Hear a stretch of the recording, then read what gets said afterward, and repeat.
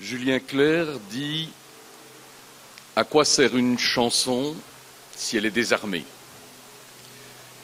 Je vous demanderai donc de considérer que mon intervention de ce jour ne sera pas chargée à blanc. J'évoquais évidemment avec soulagement mon jeune collègue Lou Bureau, dont on a appris la libération des geôles du néo-ottomanisme qui règne en folie outre-Bosphore. Permettez-moi aussi de saluer ces centaines de citoyens et de citoyennes grecs qui, hier, ont manifesté dans les rues d'Athènes et de Thessalonique pour demander l'interdiction du parti Chrysiavgi Aube Dorée, ouvertement néo-hitlérien, néo-nazi, qui représente la troisième, voire la deuxième force politique du pays. Ceci étant fait, mesdames et messieurs, en vos titres et qualités, je vous avoue que je ne sais trop qui vous avez cru inviter en me conviant à faire ici ce discours, ni ce qui vous y a poussé, mais je sais en tout cas que vous m'avez plongé un bref instant dans l'incertitude.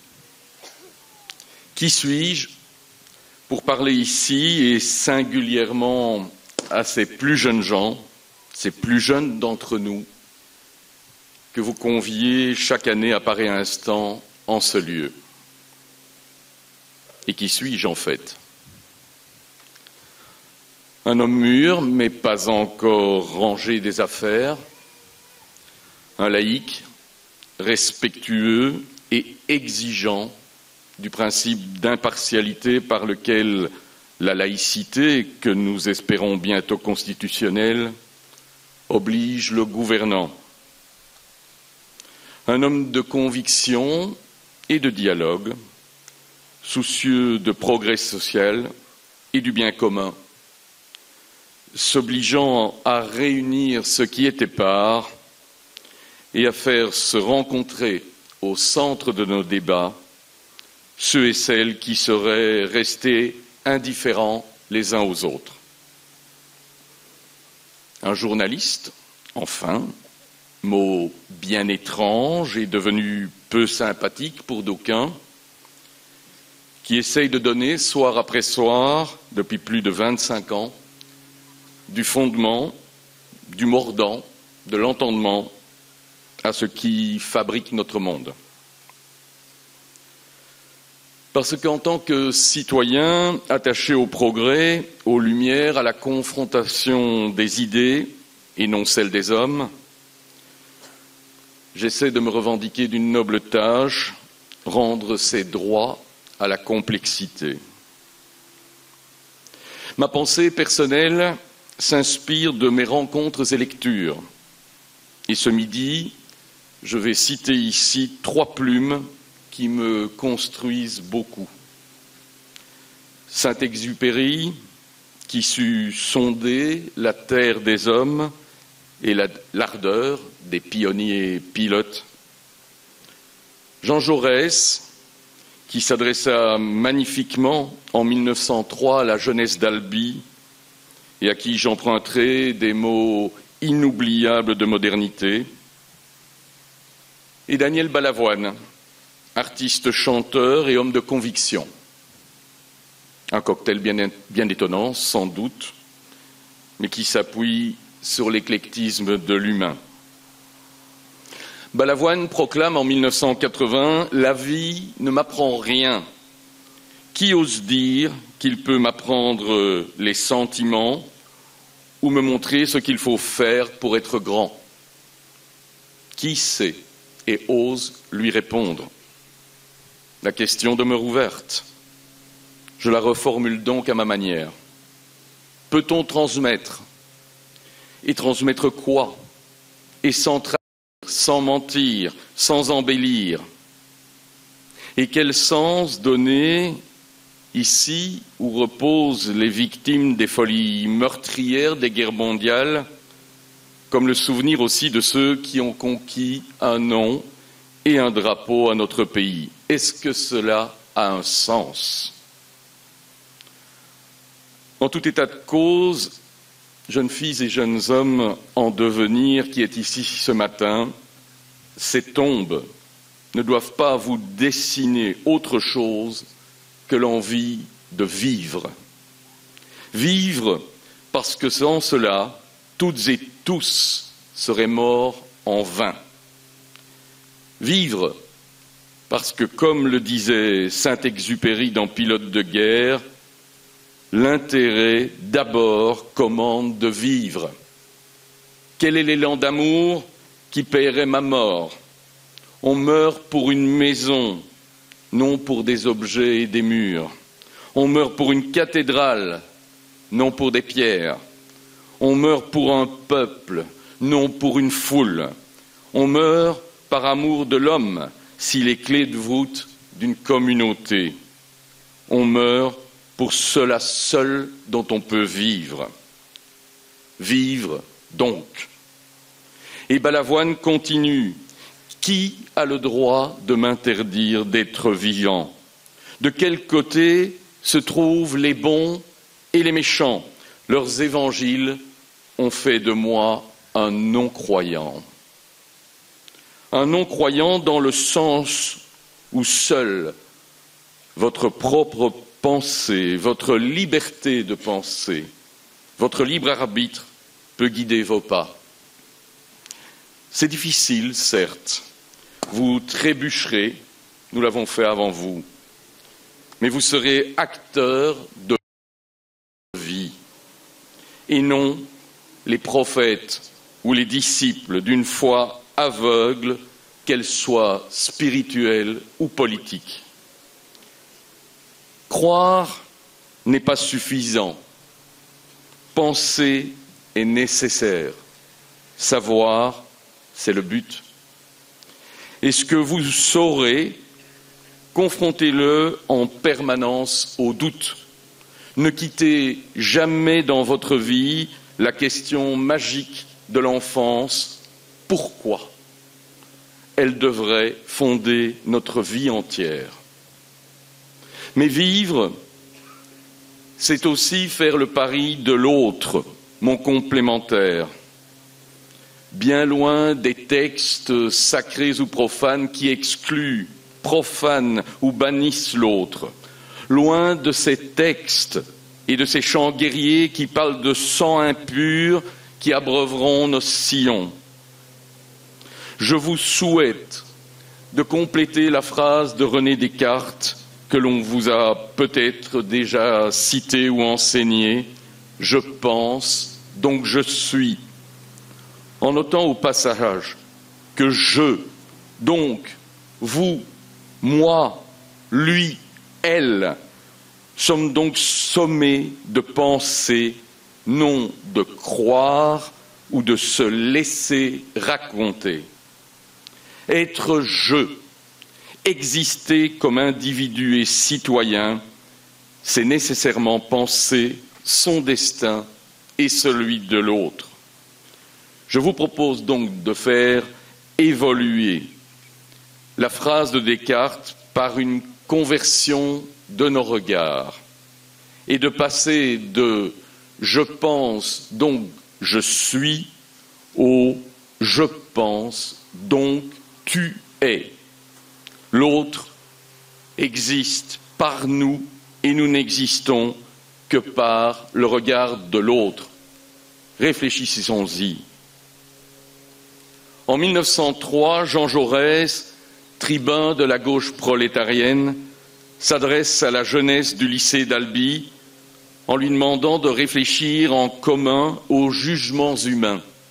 Il dit « Je demandais à ceux qui m'écoutaient de juger les hommes avec bienveillance, c'est-à-dire avec équité, d'être attentifs dans les consciences les plus médiocres et les existences les plus dénuées aux traits de lumière.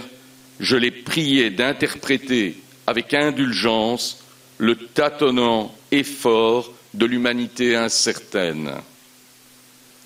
Parce que, dans notre monde métissé où la différence doit oser se montrer et s'assumer, vous, les plus jeunes, avez et aurez la responsabilité à votre tour de permettre la cohabitation de celui et celle qui vient d'ailleurs, d'un autre vécu, de celui ou celle qui ne mange pas, ne pense pas, ne parle pas comme vous, de celui ou celle qui, par son handicap, vit autrement le quotidien, de celui ou celle qui aime aussi fort et avec autant d'espoir que vous, mais avec une orientation sexuelle différente de la vôtre. Bref, vous aurez à défendre à votre tour tout ce que nous pensions avoir acquis pour vous, mais que nous laissons si souvent en friche dans notre société de plus en plus austère, égoïste et inégalitaire. Saint-Ex disait « Unifier, c'est nouer mieux les diversités particulières, non les effacer pour un ordre vain. » Mais nous, les adultes, ou réputés tels, quel est le spectacle que nous, qui sommes aux avant-postes et aux manettes, offrons aujourd'hui à notre jeunesse? Quel exemple faut-il tirer d'une société où des élus, des garants de nos démocraties, des dépositaires de l'exemple, autorisent que l'on traite celles et ceux que la vie a maltraités comme des moins que rien? Pense-t-on à ce que l'on offre en leçon de choses lorsqu'on bannit les sans-abri et les réfugiés de nos espaces publics? Parce que la pauvreté et la mendicité agacent et s'offrent de manière sans doute impudique comme un immense ratage de notre société de consommation, rarement de partage. Pourtant, ils sont là aussi, enterrés ici et ailleurs, celles et ceux qui sont morts et se sont battus en 40-45 pour accoucher d'un ordre social plus clément. Où est le pacte de solidarité de demain? Où est le respect quand on ne veut respecter que celles et ceux qui produisent dans l'économie marchande, quand toutes celles et ceux qui ornent nos vies et nos pensées de leur art ou de leur présence sont regardés comme des trouble-fêtes et des oisifs? J'en reviens à Saint-Exupéry de peur de trop invectiver.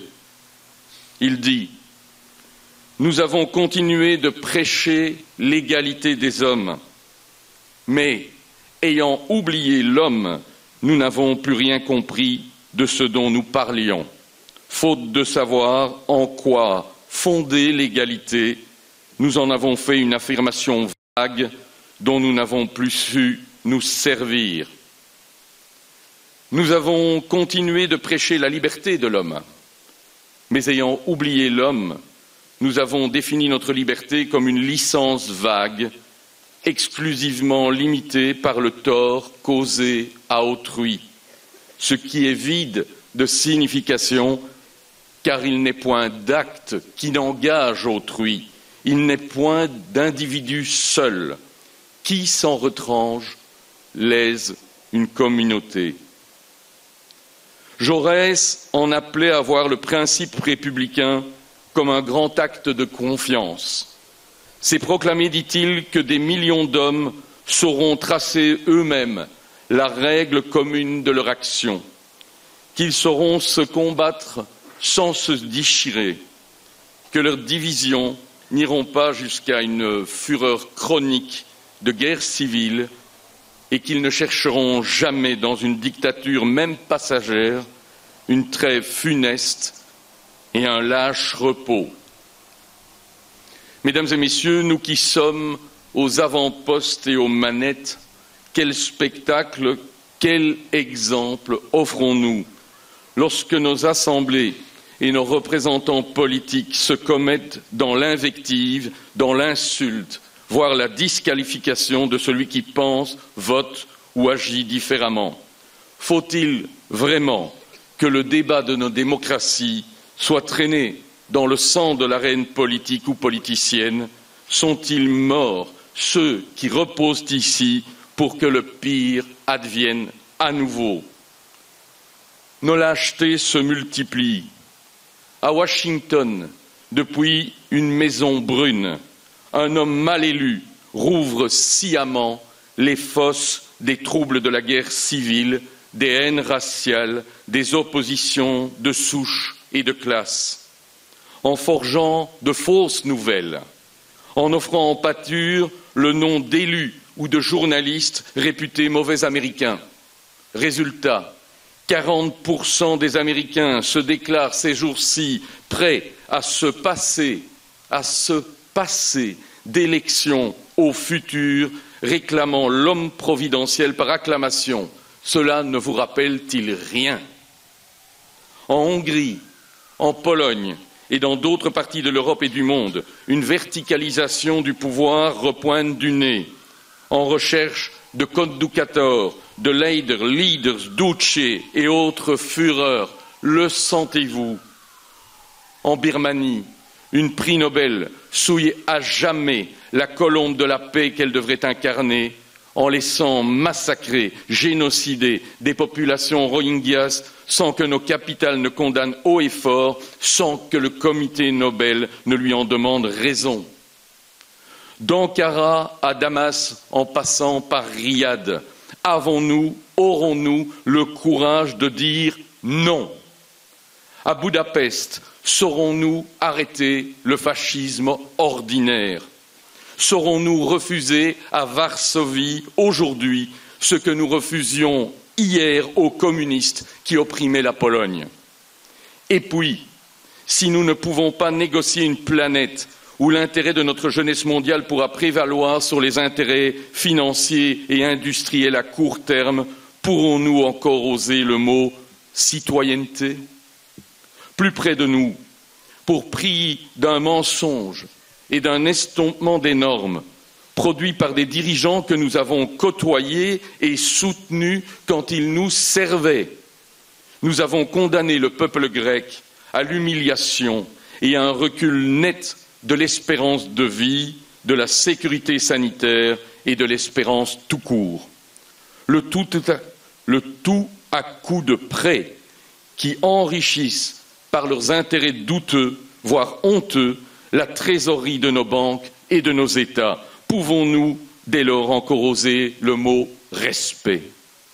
Et que dire de ce qui se passe sur notre propre seuil, où la déloyauté est érigée en fait politique constant et où la vision de l'intérêt général et public laisse trop souvent place aux intérêts partisans qui ne voient l'horizon qu'à la prochaine alliance électorale? Oserons-nous, dans ces cas, encore le mot dignité? Est-ce pour cela qu'ils sont morts? Balavoine chantait « Que reste-t-il des idéaux sous la mitraille? Quand les prêcheurs sont à l'abri de la bataille, la vie des morts n'est plus sauvée par des médailles. » Et Saint-Ex nous exhortait « L'avenir, tu n'as pas à le prédire, mais à le permettre. » Alors, vous les jeunes, indignez-vous de ce qui vous semble inique et insupportable.